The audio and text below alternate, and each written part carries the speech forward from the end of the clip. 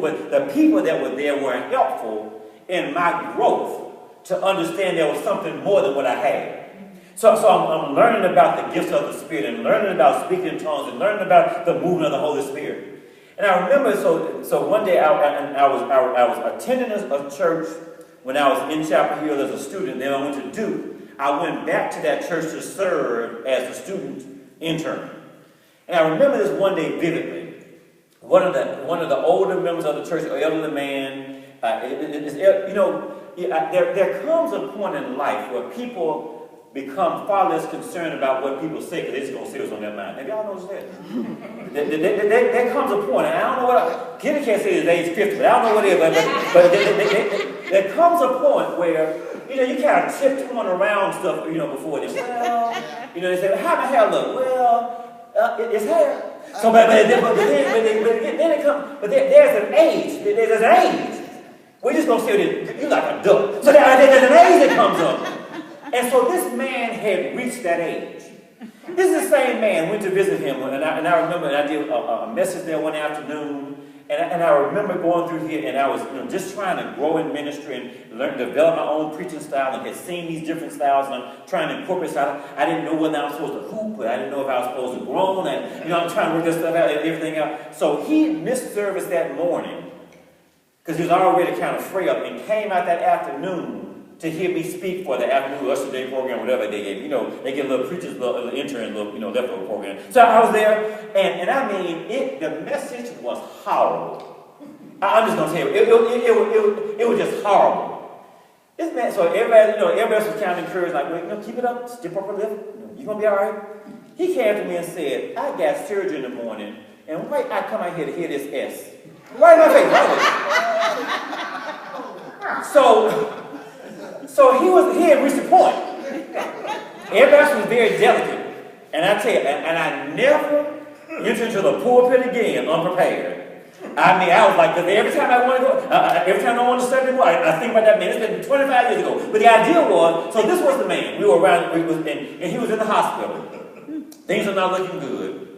And so his family was there. The ministry believed in the gifts of the Spirit. And we were just praying and using our authority. God, we trust you right now in the name of Jesus. That right now, according to Isaiah 50, we know how to pray right now.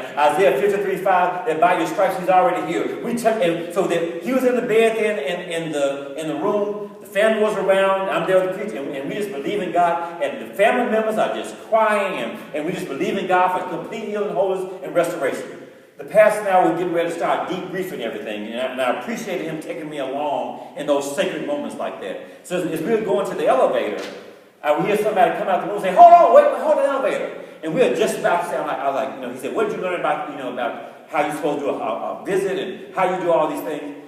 So one of the family members comes up over here who cried the loudest of everybody. Comes up to the elevator, and we said, you okay?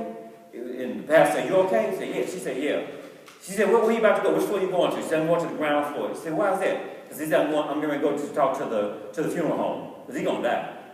Now, we had just prayed for healing.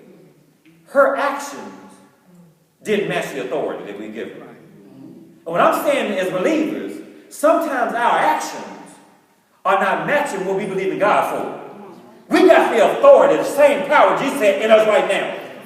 And sometimes our actions are not matching the authority that we have. Sometimes we will go in and start acting counter to what we believe.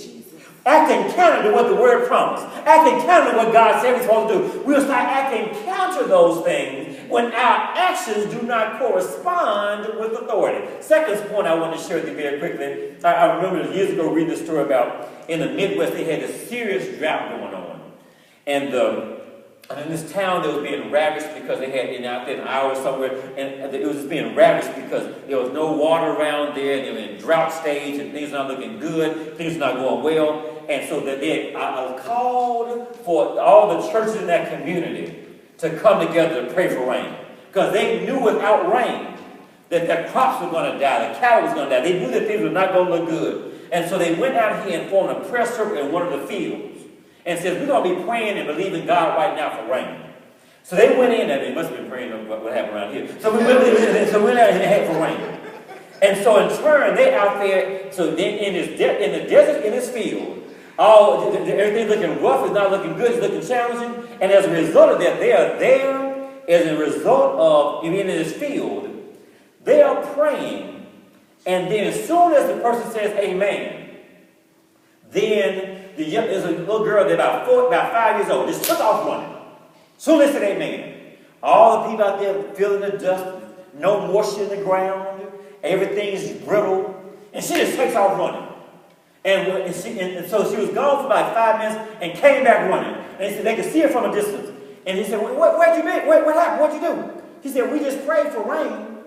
I just went and got my umbrella. See, her actions started matching the authority. And at some point as believers, we got to make sure our actions start matching the authority that we have. We keep believing things and confessing for things, but acting like we're not going to get it. I believe God for live on the strong. I believe that God, we walk in favor. I believe that we have overflow. I believe we have healing. I believe we have more than enough. And too often our actions are not matching the authority. So here's what happens. When we use our authority and our actions are not corresponding to the authority, our confidence is being shaken. Because we're not really sure. We're going to have a little B plan, a little plan B on the side. Just in case it doesn't work out. No. At this point, what I want to know right here, how do we know? When the facts outweigh and overtake faith, it's whenever our action does not correspond to the authority that we have. Anybody here know you got some authority in the Lord? I said, anybody know you got some authority in the Lord? Anybody know you got some authority in the Lord? But our actions have to act like we got some authority. Our actions have to correspond to the authority that we have. We already have all the authority. Jesus said, I give you authority to over all the power of the enemy. And we keep acting like we don't have any power over the enemy. At some point, we have to make sure our actions correspond with our authority. Now, read this with me again. Application always leads to what? Sin manifestation. Come on now. Let's get it again. Let's say it again. Application always leads to sin manifestation. One more time. Application. What? Always. Sometimes. Always. Occasionally. Always leads to what? Sin manifestation. So if I'm not seeing manifestation, it's not that God moved. I'm just not applying what God taught me. It's not that God moved. Maybe I'm letting false teaching undermine what it says. It's not that God moved. Maybe I'm not embracing what God has done for me being the best thing that we can do for him here. So now because I get about confidence again. Now read this verse with me from Hebrews 10:35, please. So do not throw away your confidence. Why? It'll be richly rewarded. Do not throw away your firm trust. It'll be richly rewarded. Do not throw away your feeling of being certain about the truth, because at that point, it will be richly rewarded. So do not let the devil come in and shake your confidence. That's all the devil is trying to do, is shake your confidence. That when you're believing for this and you don't see this, the devil's trying to say God's not going to provide this. No, it's already been provided, devil. I just got to get positioned to receive it. And if you want to talk about somebody's future, I know, now you can talk about my past, devil, if you want to. I'm going to tell you about your future. You'll be locked up forever. So I'm going to position myself to receive everything God already has for me. I must make sure I can't throw away, can't diminish, cannot minimize my confidence. My mind has to be set in the confidence of what God has done. Now, anytime I have in our actions do not correspond to our authority, at that point, that's always going to be when facts outweigh or overtake faith. Now, read this with me again, please. Enter God's rest and enjoy the rest of your life. Do I have anybody here ready to enjoy the rest of your life? Anybody ready to enjoy the I don't care how far along you are, enjoy the rest of your life. So the way we do that is to enter into God's rest. Now, this is our theme for the whole year. Read this with me, please. Embracing and enjoying life. Keep going. Embracing what God does for you is the best thing you can do for him. And God says, I have given you rest. Embrace this rest. That's the best thing you do for me. I don't need you to go out here and be on the cross, because my son already did it. All I need is just to embrace, accept, receive what I make available to you. That's going to be the best reward that you can do for me as well. So spiritual principle number 5, I want to go back and give us 2 other R's right here. One we dealt with before, and I want to give us one more before we conclude today. Spiritual principle number 5. How do believers experience spiritual rest continuously?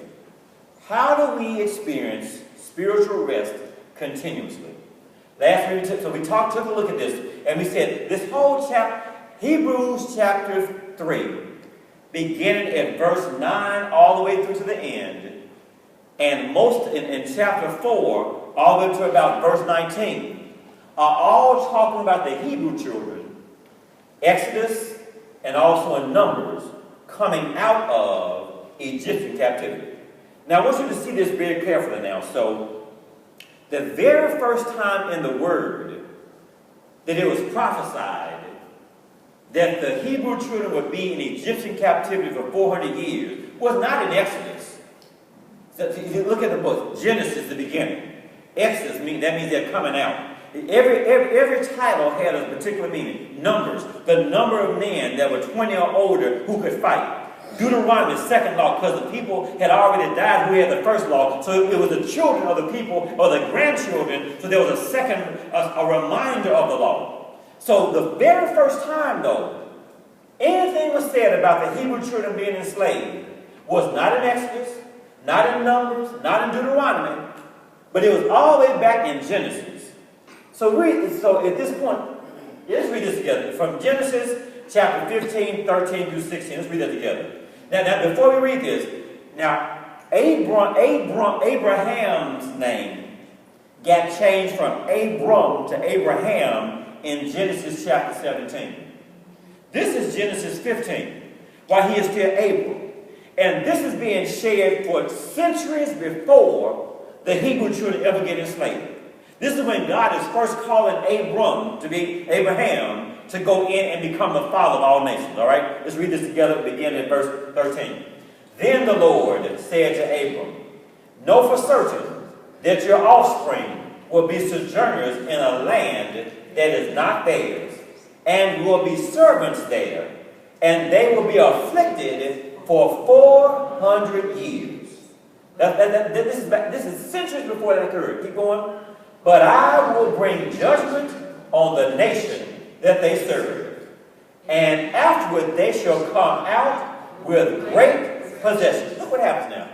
He's saying at this point, he's not talking about his immediate children, his sons and daughters immediately. Generations later, Abram, you're going to have your offspring, your descendants are going to be enslaved for how long? And then what it said, but then when they come out, they're going to come out how? Great possessions.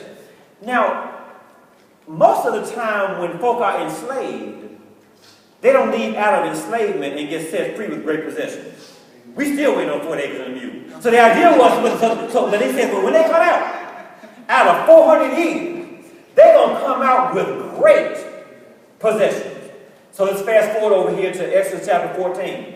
Right now, so this is what, so when the Hebrew children have been enslaved, they are now out before the Red Sea here, mountains here. They look around and it says, Moses, why did you bring us out here to die in the wilderness?